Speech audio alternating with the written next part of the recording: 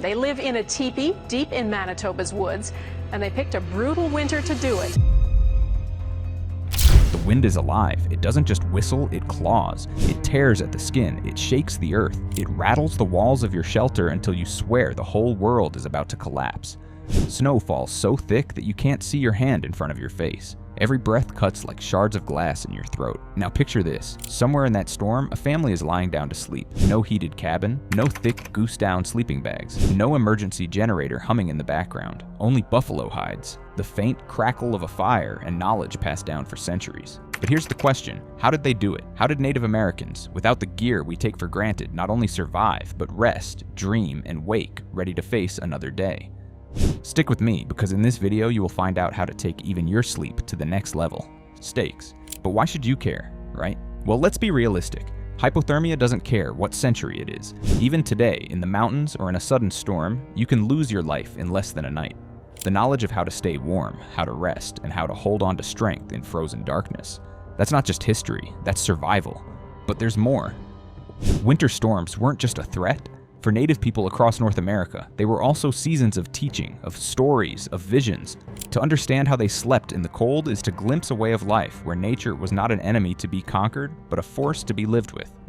Long before steel furnaces and insulated homes, Native Americans lived where winters showed no mercy. Picture the Great Plains in midwinter. The buffalo herds are thin. The grasslands are stripped by wind, turning into white oceans of snow.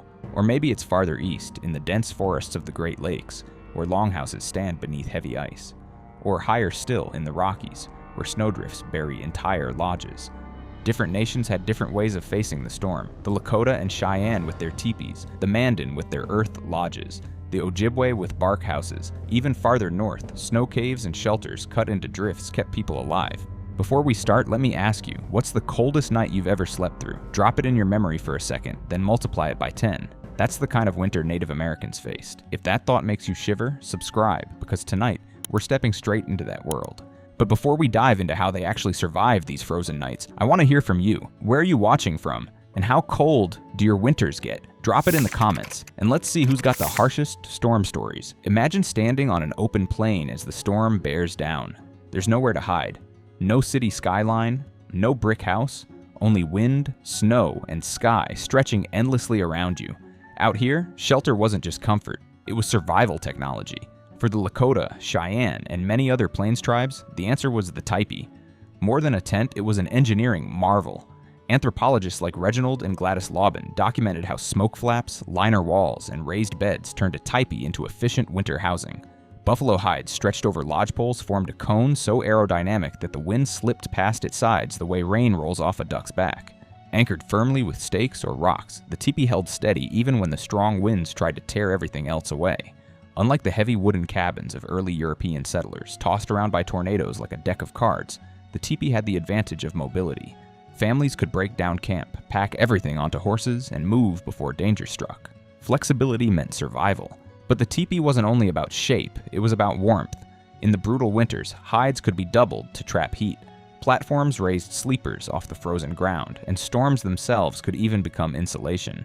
Some families packed snow around the base of the tepee to seal in warmth, turning a blizzard into part of their defense system. So how did they know when to pack up? Without satellites, Doppler radar, or weather apps, Native nations learned to read the sky as if it were an open book. A sudden stillness in the air, the silence of birds, that heavy pressure on the chest, or the sickly green tint in the clouds. These weren't superstitions. They were signs, passed down like a living almanac. Elders taught the young what to watch for, and when the signs appeared, the response was immediate. Move to low ground. Ditches, riverbeds, and natural depressions became life-saving shelters. Modern meteorologists might explain it with terms like wind shear and barometric pressure, but the core wisdom was already there, centuries earlier, and they recorded it all. Some tribes, like the Kiowa, kept pictographic calendars painted on hides, documenting everything from buffalo hunts to celestial events. One of the most famous, the Silverhorn calendar, marks the summer of 1905 as the Great Cyclone Summer, complete with the drawing of a tornado. That was data collection before clipboards and weather stations. Imagine your modern planner scribbled with notes like, Tuesday, work meeting. Also, a tornado killed a deer that was the level of multitasking these records carried.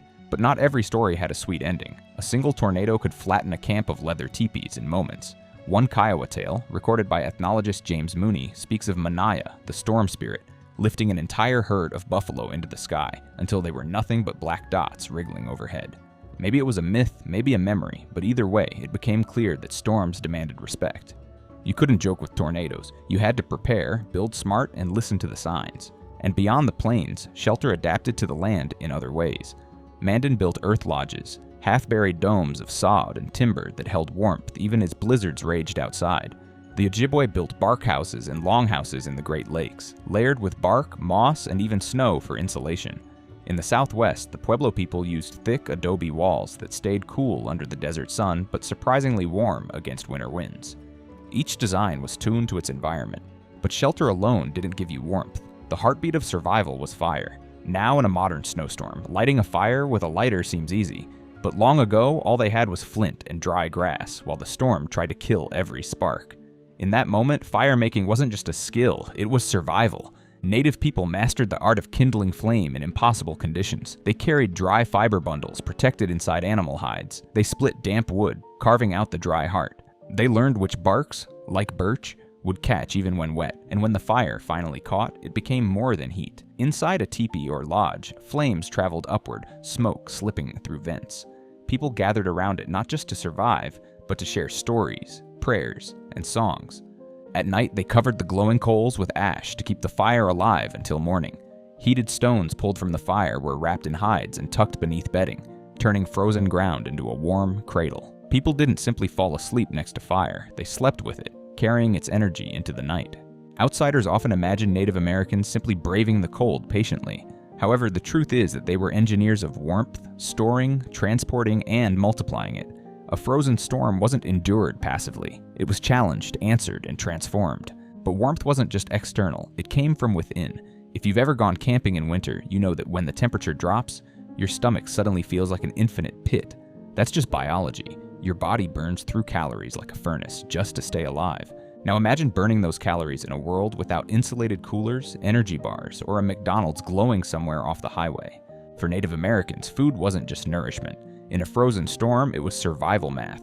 One of the key factors of winter survival was pemmican. It was sort of a modern-day protein bar. Lean meat dried, pounded into powder, then mixed with rendered fat and sometimes berries. It was dense, lightweight, and so calorie-packed that a handful could fuel a day's labor in the cold. Arctic explorers, centuries later, actually copied it, because nothing else kept you going like this indigenous recipe. Communities also stored dried corn, beans, and squash, the three sisters. Nuts, seeds, and dried berries added quick bursts of energy. And how can we not talk about broth? A pot of venison soup simmering in a lodge wasn't just comfort food. The steam alone thawed frozen lungs and fingers. Imagine lying down in a winter lodge after a bowl of hot venison broth. The steam clears your lungs, the warmth fills your belly, and slowly, your body's inner furnace comes back to life. With food fueling the fire within, even the harshest blizzard outside couldn't touch the cocoon of warmth inside. With fire burning low and food fueling the oven inside, the next battle was what wrapped around the body itself, because no matter how warm the coals glowed, stepping outside into a frozen storm without protection, and sleep would be the least of your worries. We take coats for granted today. Zippers, goose-down, waterproof shells, it all comes from factories. But long before all that, Native Americans built their own armor against the cold, using only what the land provided. And what they created was nothing short of genius. Deerskin, softened through days of careful tanning, became a second skin, flexible, breathable, and warm. Buffalo hides with their thick fur were like nature's sleeping bags. In the far north, caribou's hollow hairs trapped heat so well that even modern science still struggles to beat it. But they didn't just throw on one hide and call it a day. They covered themselves in layers. A softer inner layer kept skin dry, while heavier outer hides locked in warmth. Moisture could escape, but the cold couldn't break in.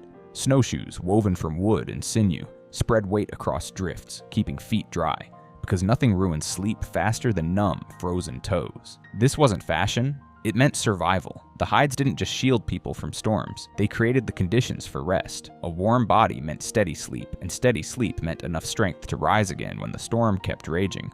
Here's something people often overlook. You can have shelter, fire, food, and clothing, but if your mind breaks, the storm wins. Sleep doesn't come easily when the wind is screaming at your door. For Native Americans, survival wasn't purely physical, it was mental, it was spiritual. For many Native people, rest was woven into ritual. Before nightfall, fires weren't just stoked for warmth, they were fed with songs and prayers. Among the Navajo, ceremonies to restore harmony and balance were carried out, reminding everyone that even the fiercest snowstorm was part of a larger order. Storms weren't seen as random weather, but as living forces. The Lakota told stories of thunder beings, powerful spirits behind storms, and so prayers and offerings weren't only about survival, but about respect.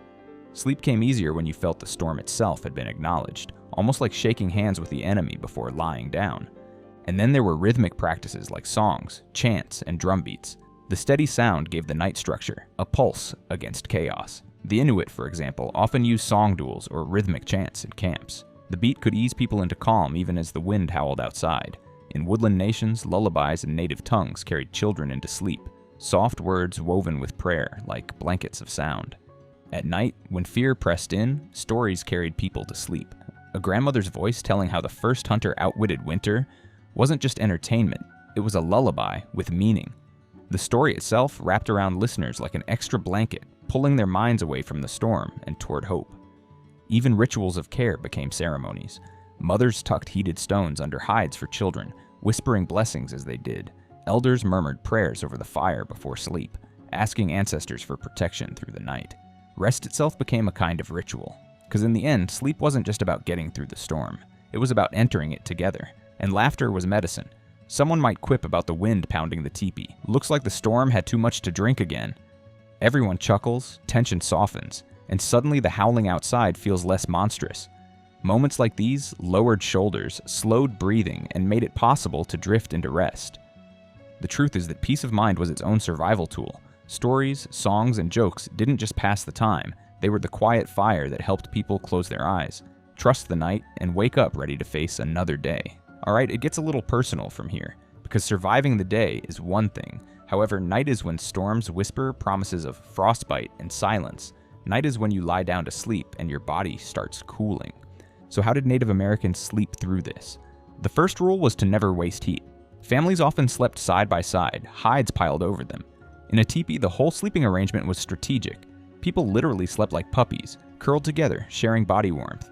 If you're picturing that looking awkward, think again. When the storm's clawing at the walls and the wind is screaming, pride doesn't keep you alive. Proximity does. Heated stones came into play. Pulled from the fire, wrapped in cloth or hides, they became primitive hot water bottles. Slip one under your blanket pile and suddenly you're sleeping through it like a well-fed toddler. But survival wasn't just about the toughest making it through.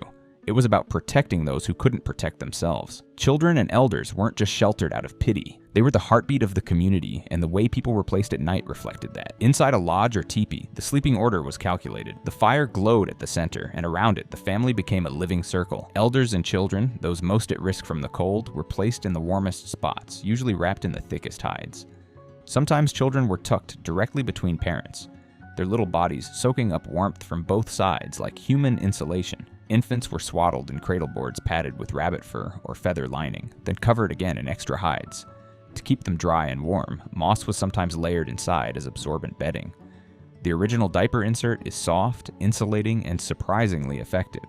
Elders, though less able to haul wood or hunt, were not sidelined. They tended the fire through the long hours, feeding in sticks and embers so the heat never died. They told stories, sang prayers, and reassured the younger ones when the winds howled. Their wisdom wasn't a luxury, it was a survival tool. A story about how ancestors had endured even harsher winters could soothe fear and help the children drift into sleep instead of lying awake in terror. And here's something rarely said. Storms could push whole camps to their breaking point.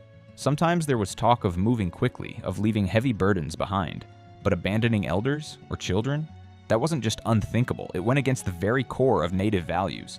To lose one person's warmth, one person's voice, was to weaken the circle itself. Survival was collective. Even the architecture reflected this. The strongest hides covered the sides where the wind struck hardest. The thickest bedding was laid where the youngest slept.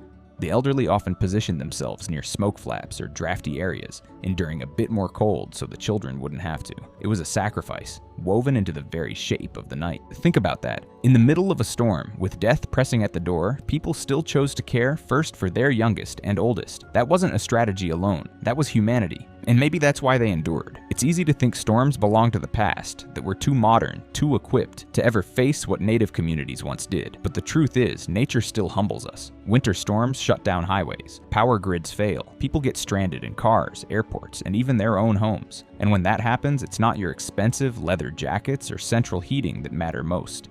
It's knowledge, preparation, and community. What the native peoples knew was timeless. Survival isn't about tools and technology. It's about respect for the environment, creative use of resources, and taking care of each other. Today we can learn from that. Maybe it's as simple as carrying an emergency kit in your car, or as meaningful as sharing survival knowledge with your family. Maybe it's remembering that community warmth, checking on neighbors, keeping elders safe, and sharing resources is still the strongest fire against the cold. Because winter isn't just a season, it's a teacher. And if you listen to its lessons the way native ancestors did, you realize survival is less about enduring and more about preparing, respecting, and caring. Am I ready? Not just with gear, but with mindset and community. If you found this story informative, hit that like button. It tells me you want more deep dives like this. And if you're new here, subscribe and join us because we've got plenty more survival stories, history, and forgotten knowledge coming your way. But let me ask you, if you had to sleep through a frozen storm tonight, which survival method would you trust first? Fire, food, or furs? Drop your answer below. I'm curious to see how you'd face the cold.